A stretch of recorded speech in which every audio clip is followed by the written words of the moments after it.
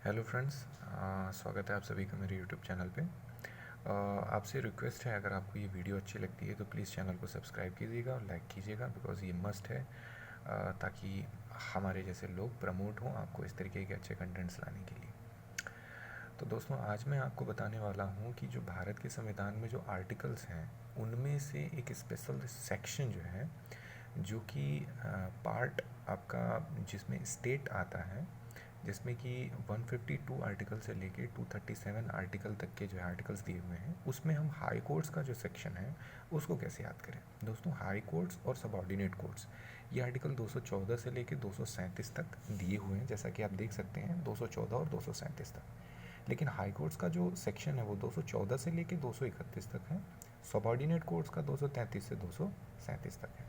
हम बात करेंगे हाई कोर्ट्स की, और हाई कोर्ट्स की आर्टिकल्स के आधार पे उनकी एक ट्रिक है, उस ट्रिक को हम कैसे याद करेंगे उसके लिए हम यहाँ पे देखेंगे।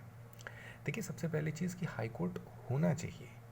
जैसे कि आमतौर पे आप किसी सेक्शन को उठाएंगे तो उसमें लिखा होता है कि प्रेसिडेंट होना चाहिए, एक्स वाई चीज़ होनी चाहिए। तो वैसे ही हाई कोर्ट के बारे में जब हम पढ़ रहे हैं तो सबसे पहला article 214 high court for state, simple सी चीज़ है। इसके बाद आ जाता है 215, this is very important, court of records. High courts will be court of records. इसका मतलब ये हुआ कि हाई कोर्ट में जो भी न्याय किया जो जजमेंट दिए जाते हैं वो जजमेंट कोर्ट ऑफ रिकॉर्ड के तौर पे यूज़ किए जाते हैं, यानी कि आने वाले जो भी जजमेंट्स होंगे उसमें उन बातों का ध्यान रखा जाएगा या तो उन विवरणों का इस्तेमाल किया जाएगा, ताकि उनके इस्तेमाल करने से थोड़ी प्रोसीडिंग्स छोटी हो जाएं और उनसे काफ़ी मदद भी मिल जाती है किसी चीज़ को सुलझाने में। सो 215 आर्टिकल के अंतर्गत कोर्ट ऑफ रिकॉर्ड होंगी high courts. This is very very important.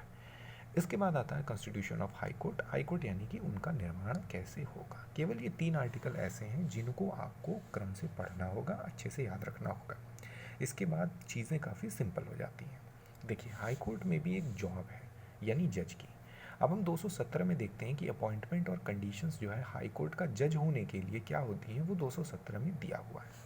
अब हम ऑल्टरनेट तरीके से आगे बढ़ेंगे। 217 में देख सकते हैं आप अपॉइंटमेंट कंडीशंस हैं, 219 में देख सकते हैं आप ओथ है।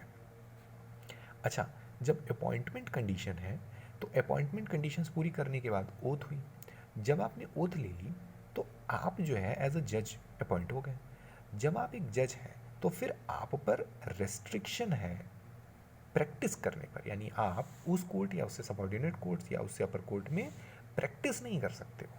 अच्छा, अगर आप ओथ ले चुके हो और आप एक एज अ जज हो गए हो तो जाहिर सी बात है आपको सैलरी भी मिलेगी। तो 221 में सैलरी का प्रावधान है। अगर आपको सैलरी मिलनी शुरू हो गई तो आपका कहीं ट्रांसफ़र भी किया जा सकता है, यानी ट्रांसफ़र इंटर हाई कोर्ट। ठीक है। और अगर आपका ट्रांसफ़र किया जा रहा है तो आपको एज एन एक्टिंग किसी समय में चीफ जस्टिस भी बनाया जा सकता है, या फिर आपको एडिशनल जज या एक्टिंग जजेस भी बनाया जा सकता है। तो आप देख सकते हैं कि ट्रांसफ़र के बाद आपको, अगर ट्रांसफ़र हो रहा है तो किसी खास पर्पज़ के लिए भी हो सकता है, एक्टिंग चीफ जस्टिस भी बनाया जा सकता है, या एक्टिंग जजेस, या सिर्फ एडिशनल जजेस बनाया जा सकता है। 223 और 224 जो है यही बातें कहते हैं। 224 ए, यानी कि जब सारी नौकरियां हो गई तो फिर आदमी रिटायर भी तो होगा। जब सारा काम हो गया तो 224 ए में रिटायर्ड जजेस का जो अपॉइंटमेंट होता है, कोई सीटिंग बैठती है हाई कोर्ट की, तो उसमें करने का प्रावधान है। 224 के बाद ये जो 225 है इसका डायरेक्ट संबंध 230 से है। 225 चूँकि अब ये रिटायर हो रहे हैं यहाँ से, तो अब हमें जजेस के बारे में सोचना नहीं है, अब हमें हाई कोर्ट के बारे में सोचना होगा। हाई कोर्ट और उसकी सीमाएं, हमने हाई कोर्ट का गठन कर दिया, कोर्ट ऑफ रिकॉर्ड है, कॉन्स्टिट्यूशन कैसे होगा हाई कोर्ट का, ये सारी चीज़ें हमने तय कर दी। अब कोर्ट की हदें क्या होगी, यानी jurisdiction of existing high courts. 225 का कनेक्शन सीधा 230 से है। Jurisdiction of high court, extension of jurisdiction to the union territories of high court, यानी 225 और 230 को हम एक हिसाब से रखेंगे। 225 के नीचे की जो ये पावर है रिट्स, आपको, मुझे नहीं पता आपको पता है या नहीं, लेकिन ये सिमिलर टू सुप्रीम कोर्ट की पावर आर्टिकल 32 की तरह है, लेकिन ये एक ऐसी पावर है जिसमें हाई कोर्ट्स सुप्रीम कोर्ट से आगे निकल जाती हैं, यानी इस मामले में हाई कोर्ट ज़्यादा पावरफुल होती हैं। हाई कोर्ट के पास एक स्पेशल रिट एक्स्ट्रा होता है जिसके लिए मैं अलग से वीडियो बनाऊंगा। सुप्रीम कोर्ट के पास फंडामेंटल राइट्स का उल्लंघन होने पर आर्टिकल 32 का इस्तेमाल करके सुप्रीम कोर्ट रिट्स जारी करती है, जैसे कि हैबीज कॉर्पस हो गया, सर्शियरी हो गया, जिसको बंदी प्रत्यक्षीकरण और निषेध इस तरीके की चीज़ होती हैं, को वारंटो हो गया, मैंडेमस हो गया। इसके बाद ये 226 को आपको रटना पड़ेगा, because this is very very important.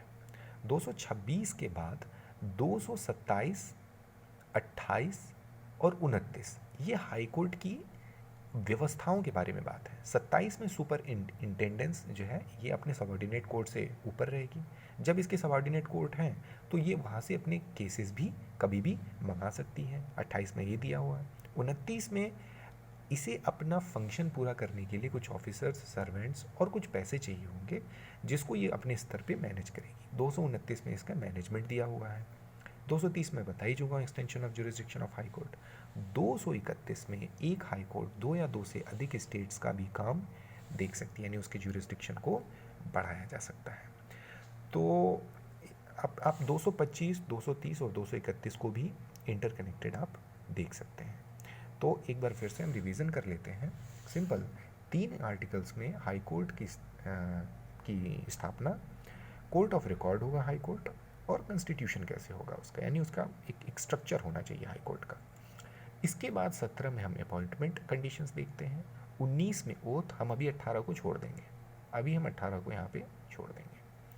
217 में अपॉइंटमेंट कंडीशन, 219 ओथ, 220 जो है आपका ओथ लेने के बाद restrictions, 221 salary, 222 transfer, 223 acting chief justice, 224 additional और एक्टिंग जजेस के तौर पे अपॉइंटमेंट, 224 ए यानी अपॉइंटमेंट ऑफ रिटायर्ड जजेस in sitting high court benches. 224 के बाद 225, 30 और 31 का एक संबंध है। 225 jurisdiction of high court, 230 extension of jurisdiction of high court, 231 एक प्रकार से एक्सटेंशन ही है एक हाई कोर्ट का 2 या 2 से अधिक स्टेट्स। यहाँ पे यूनियन टेरिटरीज़ के लिए है, यहाँ पे स्टेट्स के लिए है, यानी एक्सटेंशन ऑफ ज्यूरिसडिक्शन यहाँ पे से कह सकते हो। तो 225 jurisdiction, 230, 231 extension of jurisdiction. 236 is a VVIP article, इसको सिर्फ रटना है और कुछ नहीं करना है। 226 में रिट्स पावर है हाई कोर्ट की, similar to article 32 supreme court की रिट पावर, बट यहाँ पर ये सुप्रीम कोर्ट से ज़्यादा पावरफुल है। 27, 28, 29 में सुपरिटेंडेंस ये रखता है 27 पर अपने सबॉर्डिनेट कोर्ट से। जब वो सुपरिटेंडेंस रखता है तो 28 के अंतर्गत वो कोई भी फाइल केस मंगा सकता है, और 29 यानी उसे अपने मैनेजमेंट के लिए कुछ ऑफिसर, सर्वेंट और एक्सपेंसेस की ज़रूरत होती है। Is that so simple. आशा करता हूँ आपको ये वीडियो ठीक लगा होगा, और प्लीज़ इस वीडियो को लाइक ज़रूर कीजिएगा और चैनल को सब्सक्राइब कीजिएगा। Thank you.